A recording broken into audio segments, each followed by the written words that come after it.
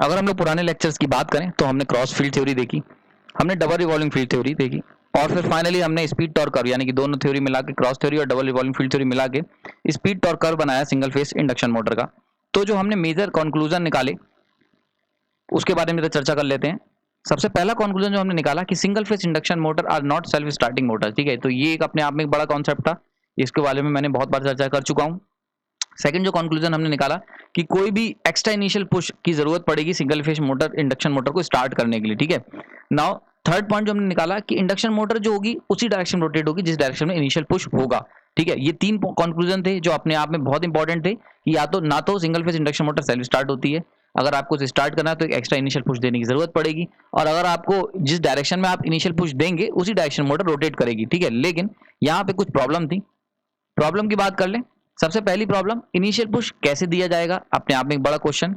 Second, क्या बार बार initial push देना पड़ेगा अगर हमें इंडक्शन मोटर स्टार्ट करनी है? ये एक बहुत कॉम्प्लिकेटेड कॉन्सेप्ट है, बहुत कॉम्प्लिकेटेड काम भी है कि अगर फॉर एग्जांपल आपको पंखा ऑन करना है, ऑफ करना है, ऑन ऑफ करना है, तो यानी कि बार बार आपको एक डंडे से लेके उसे रोटेट करवाना पड़ेगा, इनिशियल पुश देना पड़ेगा। ठीक है, तो क्या ये बार बार देना पड़ेगा?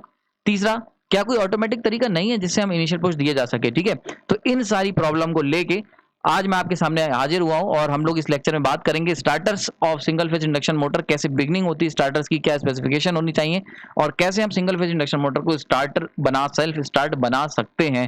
ठीक है, मेरा नाम प्रांजल है और इस लेक्चर में हम इन सारी चीजों के ऊपर चर्चा करेंगे। चलिए शुरू करते हैं।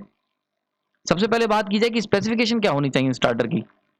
तो अगर हम लोग स्टार्टर की बात करें सिंगल फेज इंडक्शन मोटर की, तो पहली स्पेसिफिकेशन क्या होनी चाहिए कि push in the desired direction, यानी कि जो उसका इनिशियल पुश होगा वो हमारे डिजायर्ड डायरेक्शन में हो। दूसरी स्पेसिफिकेशन, लार्ज इनिशियल पुश होना चाहिए। और तीसरी specification, disconnect after initial push, यानी कि एक बार आपने इनिशियल पुश दे दिया तो फिर आपकी जो मशीन जो स्टार्टर है वो डिस्कनेक्ट हो जाए। इन तीनों के ऊपर हम लोग एक एक करके चर्चा करेंगे। सबसे पहले अगर बात कर ली जाए लार्ज इनिशियल पुश की क्या रिक्वायरमेंट है। ठीक है, तो उसके लिए आपको ये आपने फिजिक्स में 9th और 10th क्लास में आपने कर्व पढ़ा होगा, बहुत इंपॉर्टेंट कर्व होता है जिसमें हम लोगों ने बताया जाता है, जिसमें कॉन्सेप्ट दिया जाता है आपको लिमिटिंग फ्रिक्शन का। अगर कॉन्सेप्ट ऑफ लिमिटिंग फ्रिक्शन की बात की जाए तो फॉर एग्जांपल आपने देखा होगा कि जब कोई चीज रुकी हुई होती है उस समय जो आपको ताकत देनी पड़ती है वो काफी ज्यादा होती है एज कम्पेयर टू जब वो चीज चलने लगती है, और जो स्टार्टिंग स्टेज होती है यानी कि इनिशियल स्टेज जब वो डिवाइस रुकी हुई थी उस समय जो हमें फ्रिक्शन महसूस होता है उसको हम लोग कहते हैं लिमिटिंग फ्रिक्शन। ठीक है, अगर डेली लाइफ की बात की जाए तो आपको अगर एक कोई चीज लुढ़काने के लिए कहा जाए, रोल कराने के लिए कहा जाए, तो आपको बहुत ही स्टार्टिंग में बहुत लार्ज टॉर्क देना पड़ेगा। ठीक है, इसका प्राइम एग्जांपल है आपकी बाइक्स, जिसके अंदर पहला गियर जो होता है वो काफी ज्यादा बड़ा होता है, फर्स्ट गियर आपने देखा होगा बहुत तगड़ा होता है, और इसी के नाम से हम लोग हमारी बाइक बिकती हैं। हम लोग कहते हैं इसका जो इस टॉर्क कितना है, हम लोग मशीन खरीद जब भी हम लोग बाइक खरीदने जाते हैं तो पिकअप जिसे कहते हैं ना पिकअप, तो स्टार्टिंग पिकअप कितना है वो चीजें गियर पे डिपेंड करती हैं। तो पहला गियर जो होता है इसीलिए उसका बड़ा रखा जाता है। नेक्स्ट पॉइंट की बात कर लें तो ये चीज आई होप ये पॉइंट समझ में आ गया, लार्ज इनिशियल पुश क्यों होना चाहिए, क्योंकि बेसिकली जब कोई मोटर रुकी हुई है और उसे तुम्हें स्टार्ट करना है तो उसके तुम्हें काइनेटिक एनर्जी में लाने के लिए यानी कि स्टैटिक फ्रिक्शन का सामना करना पड़ेगा, लिमिटिंग फ्रिक्शन को ओवरकम करना पड़ेगा, तभी वो मशीन आपकी सेल्फ स्टार्ट हो पाएगी। तो सेल्फ स्टार्टर का ये भी ताकत होनी चाहिए कि वो लिमिटिंग फ्रिक्शन को ओवरकम कर सके। दूसरा point, push in the desired direction, यानी कि जो भी तुम पुश दे रहे हो वो एक डिजायर्ड डायरेक्शन में होना चाहिए। अब इसका क्या पर्पस है, तो अगर बात कर लें फॉर एग्जांपल मैं मार्केट से एक पंखा खरीद के लाया बिल्कुल पेटी पैक, एक और पंखा खरीद के लाया, दो पंखे हम लोग मार्केट से खरीद के लाए। ठीक, अब उसके बाद मान लेते हैं पहले वाले पंखे को मैं रोटेट कराता हूँ इस पर्टिकुलर डायरेक्शन में जैसा कि एरो बता रहा है, तो कुछ हवा मिलती है मेरे को, बढ़िया सी हवा आ रही है इस पंखे में से। ठीक है, अगली बार मैंने क्या करा, सेम इसी पंखे को रिवर्स डायरेक्शन में रोटेट कराया, और अब की जो हवा है वो क्या होगा, अंदर की तरफ जाएगी बाहर आने की जगह। तो भाई अगर ऐसा केस है तो अगर दोनों पंखे के बारे में बताएं तो पहला पंखा तुम्हें हवा देगा और दूसरा पंखा हवा सक करेगा। ठीक है, तो अगर आपको बहुत अच्छे से याद होगा, अगर पंखा एक पर्टिकुलर डायरेक्शन रोटेट करता है तो हम उसे कहते हैं पंखा है, ब्लोअर है, लेकिन अगर उसी पंखे को जब रिवर्स डायरेक्शन में रोटेट करा देते हैं तो वो एग्जॉस्ट की तरह काम करने लगता है। ठीक है, तो वही चीज यहाँ बताई गई है, यानी कि डायरेक्शन बहुत कीमती है अगर आप सिंगल फेज इंडक्शन मोटर की बात करते हो। और फैंस की, ऐसा क्यों, तो अगर हम लोग नॉर्मल एक फैन की बात करें तो फैन के अंदर जो विंग्स के ब्लेड होते हैं वो कुछ ना कुछ एंगल पे टिल्ट होते हैं, इसी वजह से अगर हम उन्हें एक पर्टिकुलर डायरेक्शन में जो ब्लेड की ओरिएंटेशन है अगर उनको पर्टिकुलर डायरेक्शन में रोटेट कराओगे तब तो वो ब्लेड तुम्हारे काम आएंगे, तुम्हें हवा देंगे। अगर उन्हें रिवर्स डायरेक्शन में रोटेट करा दोगे तो वो तुम्हारी हवा भी खींच लेंगे, जैसा कि यहाँ पे दूसरे केस में बताया गया है।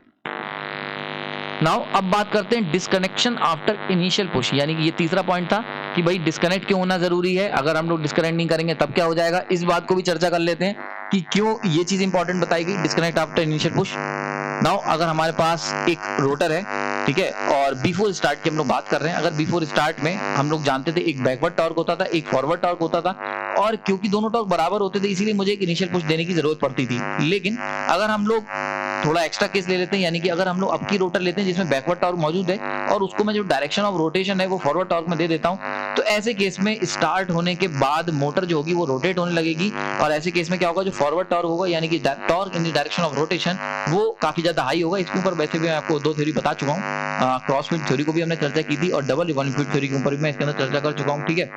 तो यानी कि अगर आपके पास रोटर है और उसके अंदर दोनों टॉर्क हैं, तो जब हम डायरेक्शन ऑफ इनिशियल पुश दे देंगे, रोटेट करा देंगे, तो ऐसे केस में क्या होगा, जो इनिशियल पुश की जिस डायरेक्शन में दी जाएगी वो जो टॉर्क होगा वो काफी ज्यादा स्ट्रांग हो जाएगा, ठीक है। तो हमें किसी भी इनिशियल पुश देने की जरूरत नहीं है, और अगर हमें इनिशियल पुश देने की जरूरत नहीं है तो भाई हम अपना स्टार्टर क्यों लगाए रखें, क्योंकि देखो जब भी आप स्टार्टर बनाओगे तो स्टार्टर बेसिकली क्या करेगा, कुछ पावर कंज्यूम करेगा, ऑब्वियस चीज है। जब उसकी जरूरत ही नहीं है तो हमें उसे हटा देना होगा। इसीलिए जो सिंगल फेज मोटर के जो स्टार्टर्स होते हैं वो और मशीन के स्टार्टर की तरह नहीं होते जिन्हें कंटिन्यूसली आपको रन कराना पड़ रहा है। वैसे तो आपने अगर गौर किया हो तो हर स्टार्टर में यही होता है। आप अगर देखो 3 फेज इंडक्शन मोटर की छोड़ दो, सिंगल फेज इंडक्शन मोटर छोड़ दो, अगर आप डीसी मोटर की भी स्टार्टर को देखोगे तो मैंने आपको बताया था प्लंगर को हम लोग मूव कराते हैं धीरे धीरे, और प्लंगर जब हमारा रन पोजीशन पे आ जाता है तो स्टार्टर डिस्कनेक्ट हो जाता है एक तरीके से सिस्टम से, ठीक है। तो हर स्टार्टर शुरुआत में ही जरूरत पड़ती है, नाम भी उसका स्टार्टर है तो शुरुआत में ही होगा। बाइक आपको पहले गियर में स्टार्ट करने का मतलब ये नहीं कि बाइक पूरी समय आप पहले गियर में चलाओ, आप चौथे गियर में चलाते हो, तो स्टार्टर का काम स्टार्टिंग में, ठीक। चलिए आगे चलते हैं ना। अगर बात कर लें डिजाइन कॉन्सेप्ट की, अब तक थ्योरी बता दी मैंने आपको, बताया क्या क्या कंसिडरेशन होनी चाहिए ना। अगर डिजाइन कॉन्सेप्ट बात करें कि स्टार्टर जो है वो काम कैसे करेगा, तो इसके लिए मैंने आपको क्रॉसफील्ड थ्योरी बताई थी। वहां से जो हमने कॉन्सेप्ट लिया वो था कि अगर दो फ्लक्स हैं हमारे पास, क्रॉसफील्ड थ्योरी कहती है, और वो दोनों स्पेस और फेज अपार्ट हैं, तो एक यूनिडायरेक्शनल टॉर्क जनरेट करेंगे। इसका क्या मतलब हुआ, इसका मतलब हुआ कि अगर दो फ्लक्स हैं ∅1 ∅2 और वो थीटा डिग्री सेपरेटेड है, तो ऐसे केस में जो टॉर्क बनेगा वो ∅1 ∅2 साइन थीटा बनेगा, ठीक है। यानी कि जो दोनों फ्लक्स हैं उनके दोनों फ्लक्स ∅1 ∅2 इसके मल्टीपल के इनटू इनके बीच के एंगल के, ठीक है। जैसे कि यहाँ पे अगर बात की जाए तो ये पर्टिकुलर एंगल है थीटा, तो यहाँ पे साइन थीटा आ जाएगा, और ∅1 ∅2 ये दोनों फ्लक्स हो गए, ठीक है। अच्छा, डायरेक्शन ऑफ रोटेशन की अगर बात कर लेते हैं, तो डायरेक्शन ऑफ रोटेशन की बात करते हैं तो लीडिंग से लैगिंग फेज की तरफ होगा, ठीक है। यहाँ थोड़ा सा मिस हो गया है, लीडिंग से लैगिंग फेज की तरफ हम लोग जाएंगे। यानी कि अगर डायरेक्शन ऑफ रोटेशन की बात करते हैं तो हमेशा लीडिंग फेज से लैगिंग फेज की तरफ होगा। ये सारी चीजें मैं आपको ऑलरेडी बता चुका हूँ डबल रिवॉल्विंग फील्ड थ्योरी और क्रॉस फील्ड थ्योरी के अंदर।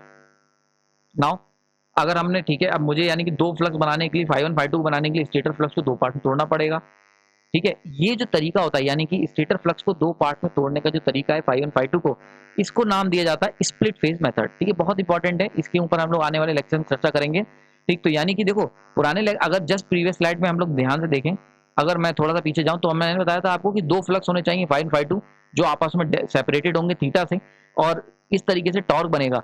यानी कि मुझे अगर यूनिट डायरेक्शनल टॉर्क चाहिए तो मुझे दो फ्लक्स चाहिए जो आपस में सेपरेट हो। तो उसी की कहानी है, यानी कि स्टेटर फ्लक्स जो आपका आ रहा था सिंगल फेज सप्लाई से, उसको मुझे दो पार्ट में तोड़ना पड़ेगा ∅1 ∅2 में। अगर ये दो पार्ट में टूटेगा तो इसी मेथड को हम लोग कहते हैं स्प्लिट फेज मेथड, ठीक है। ऐसा कैसे कर सकते हैं, तो दो तरीके हैं। पहला तरीका रेजिस्टेंस का इस्तेमाल कर लो, ये रेजिस्टेंस आपने जानते हो इसके बारे में, रजिस्टर। तो रजिस्टर का अगर इस्तेमाल करते हो तो रेजिस्टेंस स्टार्टर मेथड कहलाता है। दूसरा तरीका है हमारे पास कैपेसिटर का इस्तेमाल कर लें, जैसा कि पंखों में होता है, आपने देखा कंडेंसर लगा होता है, तो कंडेंसर बेसिकली स्टार्टर का ही काम करता है। तो वो हम लोग ये दोनों को धीरे धीरे चर्चा करेंगे आने वाले लेक्चर में। तो दूसरा मेथड है हम लोग कंडेंसर का इस्तेमाल कर लें, कैपेसिटर स्टार्ट मोटर के नाम से जाने जाते हैं ये।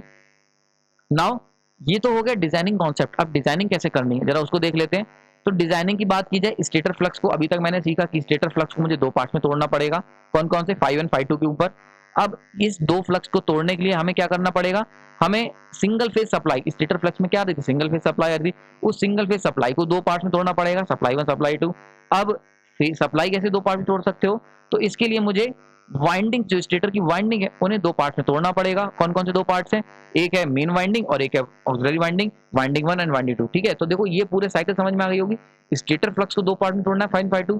स्टेटर फ्लक्स कैसे टूटेगा, सप्लाई दो पार्ट में तोड़नी पड़ेगी, सप्लाई 1 सप्लाई 2। सप्लाई कैसे टूटेगी, तो मुझे स्टेटर वाइंडिंग को दो पार्ट में तोड़ना पड़ेगा, वाइंडिंग 1 एंड वाइंडिंग 2। तो winding 1 is the main winding, इसको हम लोग क्या कहेंगे, मेन वाइंडिंग कहेंगे ये particular, and this one is the auxiliary winding, ठीक है। आई होप ये चीज समझ में आ गई होगी। तो ये तुम्हारी मेन वाइंडिंग होगी and this one is the auxiliary winding होगी। इस तरीके से दो वाइंडिंग में मुझे इसको तोड़ना पड़ेगा। नेक्स्ट अगर हम लोग स्ट्रक्चर की बात करें, ये तो हो गया हम लोग कॉन्सेप्ट बता दिया। नाउ अगर स्ट्रक्चर को देखते हैं बड़े ध्यान से देखना, तो सिंगल फेज इंडक्शन मोटर की अगर बात करते हैं तो single phase induction motor without starter यहाँ बनाया हुआ है। विदाउट स्टार्टर में देखो जो ग्रीन डॉट है ये सारे ये क्या बता रहे हैं, ये मेन वाइंडिंग बता रहे हैं। तो विदाउट स्टार्टर मोटर ये है and with starter auxiliary winding के साथ यहाँ पे बनाई हुई है। ठीक, अब देखो सिमिलरिटी क्या है, ये रोटर है, स्क्विरल केज रोटर दोनों में कॉमन है, स्टेटर दोनों में कॉमन है, वाइंडिंग डिफर है। अगर इसकी बात की जाए विदाउट स्टार्टर तो देखो सारे के सारे ग्रीन डॉट है यहाँ पे, ये भी ग्रीन ग्रीन ग्रीन, सारे के सारे क्या है, ग्रीन डॉट्स हैं। तो ग्रीन डॉट का मतलब क्या हुआ कि केवल मेन वाइंडिंग की हुई है। ठीक है, जबकि अगर मैं बात करता हूँ single phase induction motor with starter, यानी कि अगर स्टार्टर के साथ वाली बात करूं तो ऑक्सिलरी वाइंडिंग भी की गई है। ऑक्सिलरी वाइंडिंग किससे की गई है, पर्पल कलर के, देखो ये पर्पल कलर के जो डॉट्स हैं ये दिखा रहे हैं ऑक्सिलरी वाइंडिंग को, जो कि क्वाड्रेचर पे है। यानी कि एक वाइंडिंग तुम्हारी ये अगर एक्सिस है तुम्हारी डी एक्सिस, तो ये जो है क्वाड्रेचर एक्सिस, इसके ऊपर ऑलरेडी मैं लेक्चर ले चुका हूँ, ये क्वाड्रेचर एक्सिस होगी। और क्वाड्रेचर एक्सिस जो है तुम्हारी ये बता रही है ऑक्सिलरी वाइंडिंग को, यानी कि ऑक्सिलरी वाइंडिंग कहाँ की जाएगी, क्वाड्रेचर एक्सिस पे, और डायरेक्ट एक्सिस पे कौन सी की जा रही है, मेन वाइंडिंग की जा रही है एक ही में। तो ये सिमिलैरिटी और डिसिमिलैरिटी एक साथ तुम्हारे सामने है। यानी कि single phase induction motor with starter अगर स्ट्रक्चर होगा तो आप ये बनाएंगे, और single phase induction motor without structure without with starter होगा तो ये बनाएंगे। ठीक है, आई होप ये समझ में आ गई होगी। अब हम एक एक करके देखते हैं कि ये तो हो गया फिजिकली रिप्रेजेंटेशन, क्या सर्किट में भी कुछ चेंज होता है, तो जरा सर्किट को देख लेते हैं। तो सबसे पहले हम लोग लेते हैं विदाउट स्टार्टर केस। ठीक है, विदाउट स्टार्टर। नाउ अगर इस केस की बात की जाए, एक केस हमारे पास मोटर ये है, नेक्स्ट केस क्या है हमारे पास, विद स्टार्टर, यानी दो हमने स्टेटर दोनों डिजाइनिंग बना ली मशीन की, विद स्टार्टर और विदाउट स्टार्टर दोनों केस हमारे सामने। नाउ इक्विवेलेंट सर्किट की बात की जाए, इसका पर्टिकुलर सर्किट विदाउट स्टार्टर वाले की तो कुछ इस तरीके से आएगा। यहाँ पे हमारे पास क्या होगा इस पर्टिकुलर केस में, मेन वाइंडिंग है मेरे पास। ठीक है, ये जो ग्रीन कलर के डॉट्स हैं ये क्या है, ये मेन वाइंडिंग था, ये मैंने आपको बताया था मेन वाइंडिंग।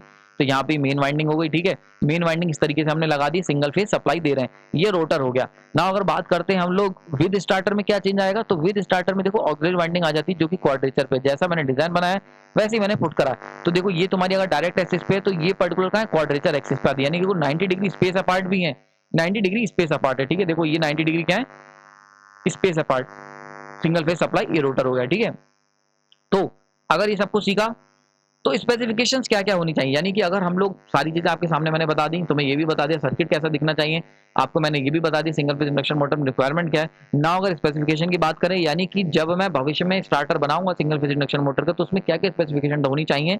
तो पहली स्पेसिफिकेशन थी ऑक्सिलरी और main winding should be 90 degree space apart. बहुत इंपॉर्टेंट है, क्योंकि मैंने अभी बताया था आपको पीछे कुछ स्लाइड्स में कि जब भी हम लोग क्रॉस फील्ड थ्योरी से हमने कॉन्सेप्ट उठाया है, और क्रॉस फील्ड थ्योरी के अंदर हम जानते हैं कि दोनों फ्लक्स 90 डिग्री स्पेस अपार्ट और एंगुलर अपार्ट भी होने चाहिए। तो देखो स्पेस में अपार्ट होने चाहिए, ये तो मैंने डिजाइन में पुट कर दिया आपको, भी मैंने पीछे डिजाइन बताया था।